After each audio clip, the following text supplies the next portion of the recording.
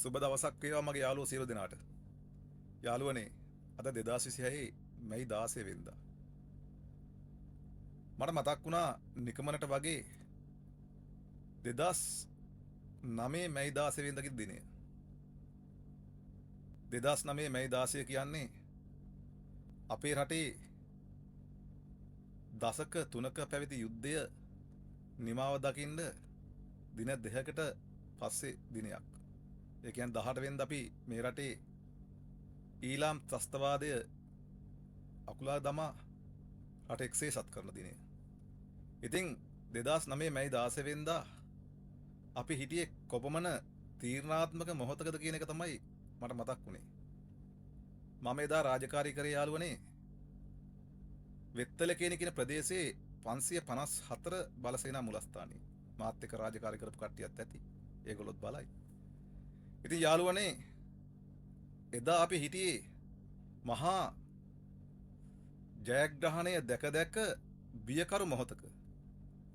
මොන දෙයක් හෙට උදේ වෙනකොට LTT ත්‍රස්තයින් කරයිද කියන එක අපට අනුමානයක් කරන්න බැරුව තමයි හිටියේ. නමුත් ජයග්‍රහණය කරනවා කියන එක අපි කාගෙත් හිතවල තිබ්බා. ඉතින් යාළුවනේ එතකොට මේ රට බේරගන්න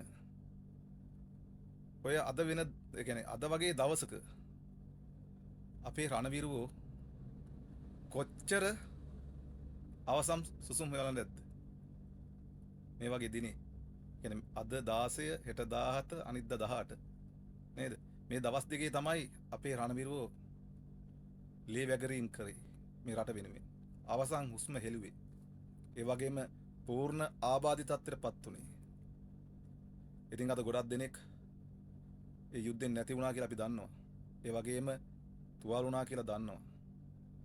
ඒ වගේම මේ යුද්ධයට සම්බන්ධ වූ සියලුම දෙනා බොහෝ පිරිසක් මේ වෙනකොට විශ්‍රාම සුවෙන් සිටිනවා. ඉතින් මම හරි ආඩම්බරෙන් මගේ රණවිරු යහළුවන්ට මතක් කරන්නේ. යාළුවනේ, ඔයගොල්ලෝ තුවා වෙලා හිටියත් විශ්‍රාම සුවෙන් ගෙවල් වල හිටියත් ඔයගොල්ලෝ කරපු මේ අප්‍රමාණ සේවය මේ ජනතා හදවත් තුලින් කවදාවත් කිසි ජගතෙකුට අයින් කරන්න බෑ.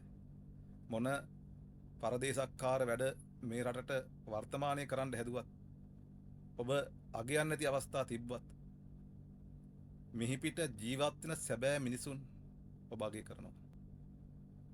ඔබ කවදාවත් මේ යන්නේ නැහැ. බය වෙන්න එපා. ඔබ සදා අමරණීයයි.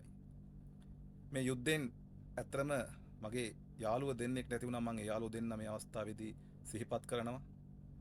එක්කෙනෙක් තමයි මගේම බැජ්මේට් කෙනෙක් රංචාගොඩ කියලා. මාත් එක්ක පාලම්පීඩි ප්‍රදේශයේ ඉන්නකොට 1999 මාත් එක්ක ඉඳලා අතුරුදහන් වුණා. අදටත් රංචාගොඩ ගැන වෙච්ච දෙයක් නැහැ.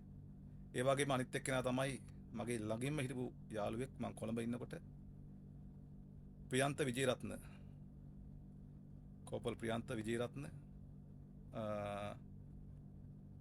හිටියේ ආරක්ෂක ලේකම්තුමා ගාව. එවකට ගෝඨාභය රාජපක්ෂ ආරක්ෂක ලේකම්තුමාගේ ආරක්ෂක කණ්ඩ හිටියේ. පිත්තල හන්දිය බෝම්බයෙන් ඔහු මිය ගියා. ඔහු තමයි හිටියේ යතුරුපැදි ආරක්ෂක කණ්ඩායමේ. ඔහු මිය ගියා. ඉතින් නිමාඩුව දාලා හෙට ගෙදර යන්න හිටපු මිනිසයා අද මිය ගිය අවස්ථාවක් තමයි එදා ඒ වුණේ. ඉතින් යාළුවනේ, ඕක තමයි මේ යුද්ධයේ බිහිකරු බව, බියකරු බව.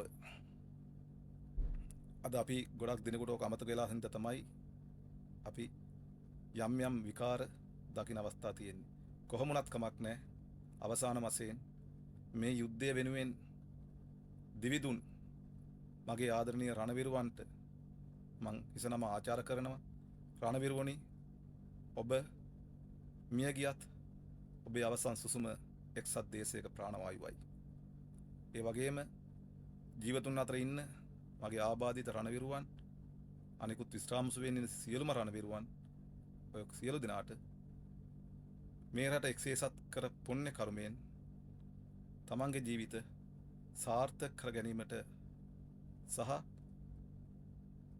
මේ රටට ණය නැති පුද්ගලයෙක් වශයෙන් ජීවත් වීමට ඔබට සියලු ශක්තිය ධෛර්යය ලැබේවා කියලා හදවතින්ම ප්‍රාර්ථනා කරනවා. ඔබයි අපේ ප්‍රාණය, ඔබයි අපේ ජීවය. ජය වේවා සියලුම රණවිරුවන්ට.